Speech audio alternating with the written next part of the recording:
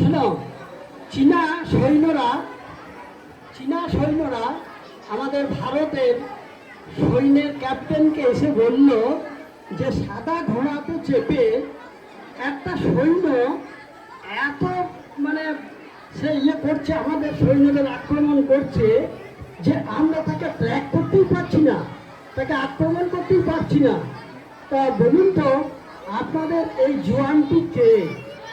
তখন আমাদের ভারতের ক্যাপ্টেনের সেই ক্যাপ্টেন বললেন যে এই জোয়ানটি আর কেউ নয়, এ একটা মৃত ব্যক্তি, এ অনেকদিন আগেই মারা গেছে। তো সে এখনো ওই বর্ডারে সে তার ডিউটি পালন করছে। তাহলে এর নাম কি? এর নামটা হলো হরভজন সিং। পাঞ্জাবের একটি গ্রাম, তৎকালীন সেই সময়ে ছিল পাকিস্তানের অন্তর্গত। সেই পাকিস্তান থেকে জানাতো এরা এসেছিল আমাদের পাঞ্জাবে।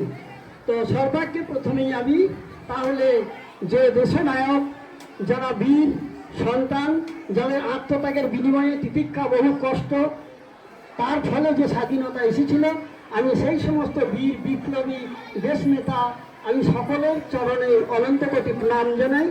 এবং আমাদের স্কুলের মাননীয় টিএসি মহাশয় এবং সকল শিক্ষক শিক্ষিকাবৃন্দ, শিক্ষাকর্মী সকলকে আমি আজকের দিনে অভিনন্দন, শুভেচ্ছা জানাই। আমাদের প্রিয় ছাত্রছাত্রীদের স্নেহাশিস জানাই। তো দেখো, একটা যে অনুষ্ঠান হয়ে গেল তেরঙ্গা অনুষ্ঠান, সেইটা আজাদি কা অমৃত মহোৎসব উপলক্ষে এবং স্বাধীনতা দিবস উপলক্ষে এই অনুষ্ঠানটা হয়েছিল। তার উদ্দেশ্য ছিল কি না, এই জাতীয় পতাকার প্রতি যে সম্মান, শ্রদ্ধা জানানো, দেশকে ভালোবাসা, মানুষে মানুষে ভালোবাসা, এইসব উদ্দেশ্য যাতে জেগে ওঠে তার জন্য। তাহলে দেখো, আমি এমন একটি মানুষের কথা বলছি যে মৃত্যুর পরেও সে তার দেশকে ভোলে না, ডিউটি পালন করে। হরভজন সিং, সে হয়েছিল কি না, সুদূর পাঞ্জাবে তার জন্ম হয়। তারপরে এমন একটি, যখন ভোরবেলা 1947 সালের রাতের বেলায় আমাদের দেশের মানুষের আনন্দ আর ধরে না, আনন্দের টকবক ফুটছে, কখন ভোরবেলা হবে, ভোরবেলা হলেই স্বাধীনতার সূর্য উদিত হবে। কিন্তু কি হলো, তার আগের দিনে একটা ভয়ঙ্কর বিভীষিকাময় ঘটনা ঘটে গেল।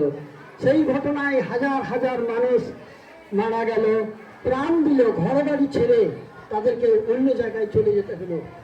সেই দিনে ওই হরভজন সিংয়ের বাবা মারা গেল, চারিদিকে আগুন জ্বলছে। হরভজন সিংয়ের মা তাকে কোলে করে চলে এলো পাঞ্জাব প্রদেশে, এবং সেখানে সে বড় হতে লাগলো। বড় হতে হতে তার যখন 18 বছর বয়স হলো, এবং যুদ্ধ শুরু হলো কি 1965 সালে যুদ্ধ আরম্ভ হলো। সেই যুদ্ধ শুরু এসে অমৃতসরে গিয়ে সে কি করলো না, সরকারি মিলিটারির পোশাক সে গায়ে চাপিয়ে নিল দেশ মাতৃকা সেবার জন্য। এবং যুদ্ধ হলো, সেই যুদ্ধে ক্যাপ্টেনরা খুব সন্তুষ্ট হলো এবং তাকে প্রমোশন দেওয়া হলো।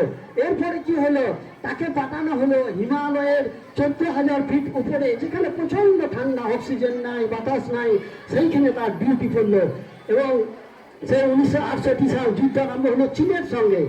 এবং তার কি ভার পড়লো, তাকে বলা হলো যে প্রত্যেকটা ক্যাম্পে তুমি খাবার পৌঁছিয়ে দেবে, খচ্চরের পিঠে চাপিয়ে খাবার নিয়ে যেতে হবে। একদিকে প্রচণ্ড খাড়া পাহাড়, অপরদিকে একদম 1000 ফিট গভীর গর্ত, সেইখানে সে খাবার চাপিয়ে, খচ্চর মানে গাধার মতো আর কি, সেই খচ্চরের পিঠে খাবার চাপিয়ে আনতে আনতে পাহাড়ের ঢালে পা পিছলে পড়ে গিয়ে সে একদম নিচে অতল তলে তলিয়ে গেল, তার সে মারা গেল, তাকে আর পাওয়া গেল না।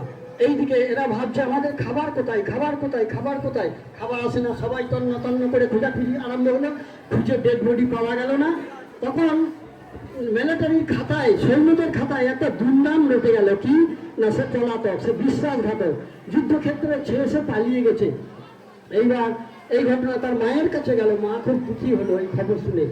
এইদিকে সেই হরভজন সিং মারা গেছে, তবু সে এইটা প্রমাণ করার জন্য, তার দুর্নামকে প্রমাণ করার জন্য তার বন্ধু প্রীতম সিংকে স্বপ্ন দিল যে হে বন্ধু, আমি মারা গেছি ঠিকই, তোমরা আমার বডি খুঁজে পাওনি, দেখো পাহাড়ের নিচে এমন জায়গায় আমার মৃতদেহটা পাবে।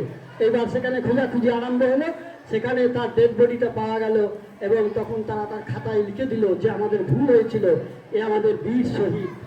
এবং সেই বছর থেকে কি হয় জানো, মারাত্মক কথা, সেই বছর থেকে প্রত্যেক বছর ওই সৈন্য কি করে না, তার প্রমোশন হয়, তার স্যালারি হয়, তার মায়ের কাছে মানি অর্ডারে স্যালারি চলে যায়।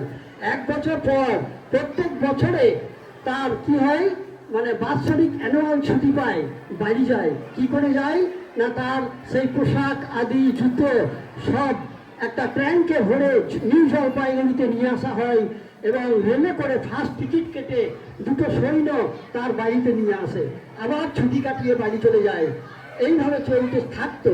এই 2006 সালে তাকে খাতা কলমে তাকে অবসর দেওয়া হয় এবং এই প্রথাটা বন্ধ হয়েছে। কিন্তু সে এখনো সেই ডিউটি করছে, সে মরেও ডিউটি কিন্তু বন্ধ করেনি। তাই এই ধরনের যে বীর সেনানী, আরেকজন বীর সেনানীর নাম হচ্ছে কি না, তার নাম হলো হচ্ছে যশবন্ত সিং।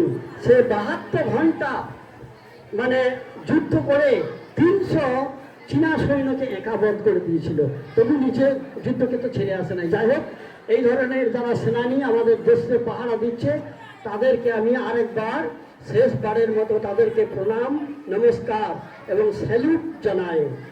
জয় হিন্দ, বন্দে মাতরম।